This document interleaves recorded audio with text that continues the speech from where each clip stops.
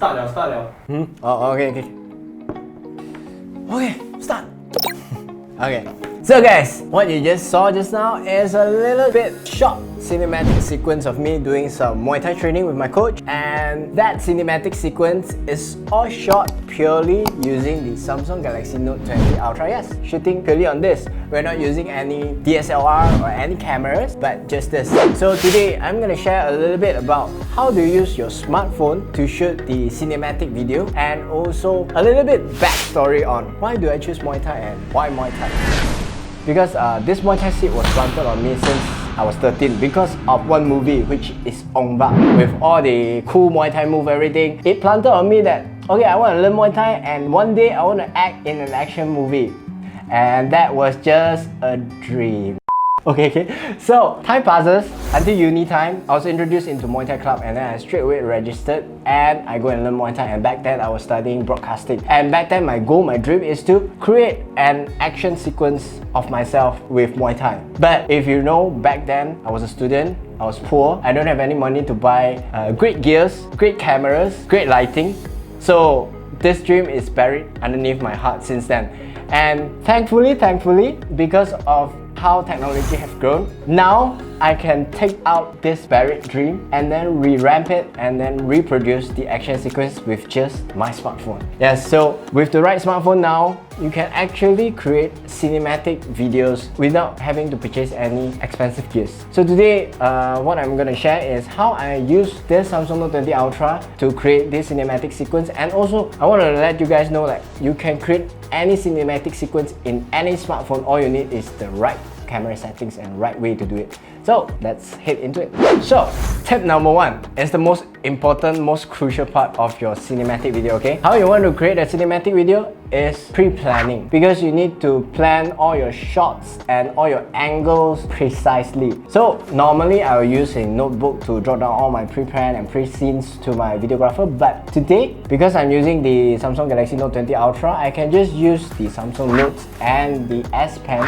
to write down all my notes, everything, and then straight away from the notes I can share to the videographer easily. So this really helps to save up my time, and also this is the first step that I did. The next thing is your camera setting. Yes, in order to make your video to look expensive, look professional, your camera setting must be right. So normally I will use 1080p 60 frames per second, but because I'm using the Samsung Galaxy Note20 Ultra, I'll use the maximum, which is 4K 60 frames per second. Yes, the maximum for the Note20 Ultra is 8K, but 8K only supports up to 24 frames per second, and I'll get back to that. Why do I need 60 frames per second? So my selection for this setting is 4K 60 frames per second.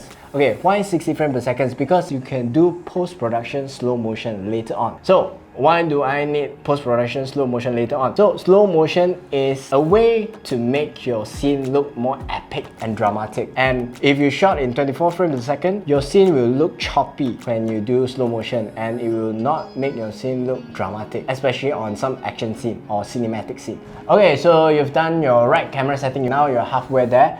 Okay, then now I'll suggest you to go to your video pro mode, where you can set all your ISO, your shutter speed manually. If your phone doesn't have, then you can go to your own normal video mode and lock on your exposure, because you don't want to have an overexposure footage on your scene. This will make you look amateur. Okay, the next one is my shutter speed will always have to double up my frame rate. If I'm shooting in 60 frames per second, my shutter speed will be 1/125, always double up, so that I can avoid choppy scene. So when you're doing slow motion and everything, you will have a smooth sequence, you have a smooth video flow. The next thing I want to talk about is the movement shot. Always create some movement shot in your cinematic sequence so that it will look epic and dramatic. So by creating a movement shot, most of the people who shot on a smartphone did a mistake, which they will stand on one place and then move their smartphone up and down, right and left. This will only change the orientation, but it will make the whole movement shot look amateur. So the right way to do a movement shot is always to find a subject to aim for and move it around on the subject, and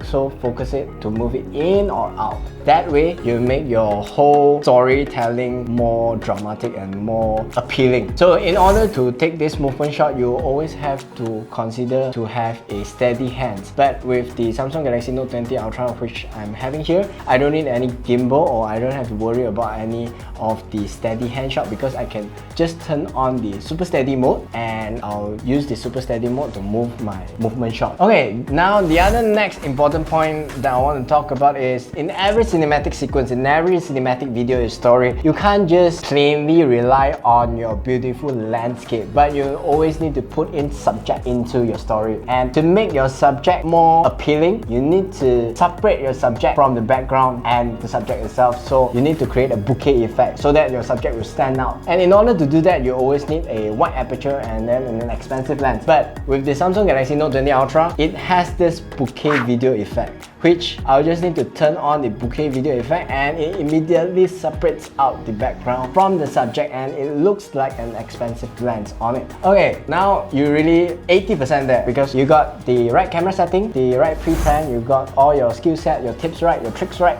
So visually, you're covered. But the next important thing is the sound. So if you are having a great, nice, high quality visual but without having a great sound quality, it will literally pull down your whole video quality. So in order to get a nice sound quality, normally if you're using a smartphone to shoot it, I will mute down the sound and then I will go online and search for sound effects, because usually a smartphone will have a bad mic receiver and then a bad sound quality. But in my case, for the Samsung Galaxy Note20 Ultra, it doesn't just give me a great visual, but also it gives me a great sound quality, because you can control the mic direction. It can control, you can receive from omnidirection, you can receive from the front, from the rear, and the best part of it is you can connect it to a wireless mic to receive sound or voices from far apart from your subject. So you don't need to be very close, very near to your subject to receive a nice sound quality. And this saves up the time for me to go to online to find some sound effect, and I'll just use the